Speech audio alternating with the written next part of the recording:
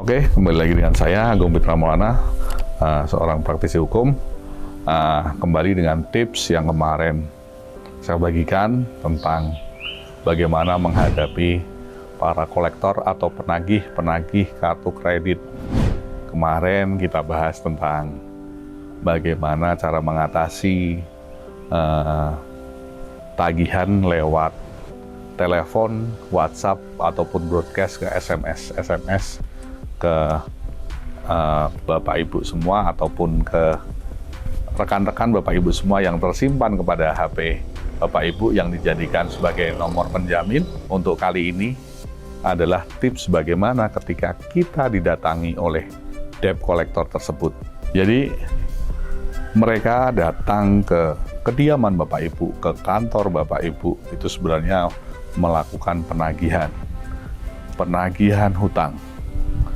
Bahwa hutang itu hukumnya perdata, bukan pidana. Tidak ada ancaman pemidanaan, tidak ada ancaman hukuman penjara bagi orang yang mempunyai hutang atau orang yang tidak bisa membayar hutang atau kewajibannya. Bagaimana ketika kita didatangi?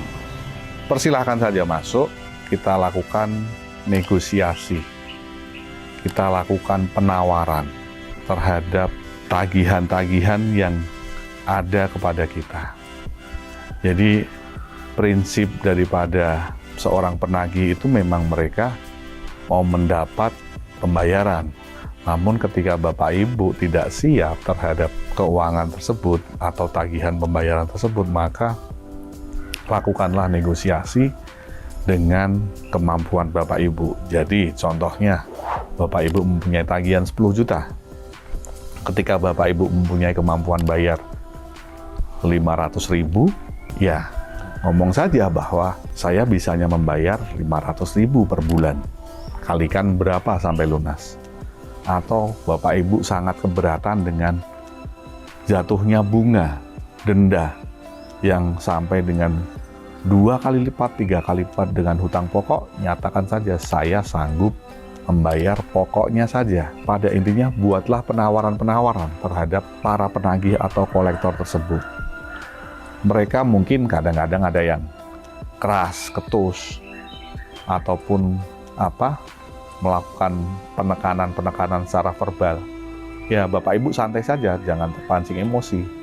Bahkan ketika mereka sampai melakukan tindakan hukum seperti merusak barang-barang Bapak Ibu, melakukan kekerasan fisik kepada Bapak Ibu, ataupun melakukan cacian makian, malah akan berbalik menyerang mereka. Jadi mereka tahu batasan-batasannya. Jadi Bapak Ibu santai saja, lakukan negosiasi, dan kalau memang sudah mentok, ini aja, silahkan laporkan polisi terhadap hutang Bapak Ibu.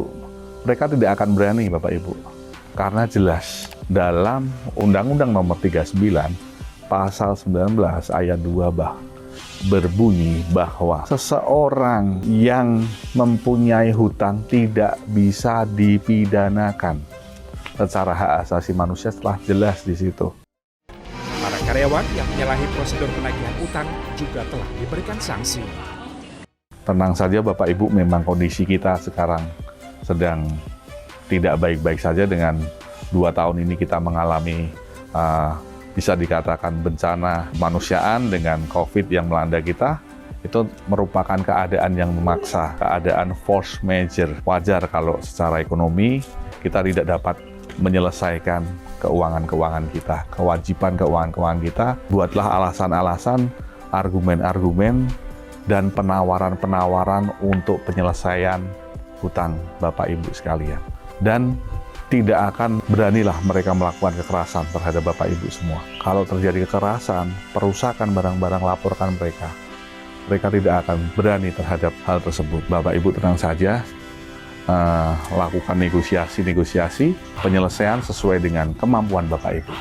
Kalau Bapak Ibu mempunyai uang cash berapa, kasihkan saja sebagai ini saya adanya sekian. Kalau memang mereka memang memaksa harus mendapatkan uang. Kalau ada 50.000, kasih aja 50.000. 100.000. Mereka pasti tidak akan menerima. Jadi prinsipnya sesuai dengan kemampuan Bapak Ibu, lakukan negosiasi yang terbaik dengan kondisi keuangan Bapak Ibu semua. Sekian tips-tips hukum dari saya. Kembali lagi ke video-video saya selanjutnya. Salam dari saya, kenali hukum, jauhi hukuman. See you.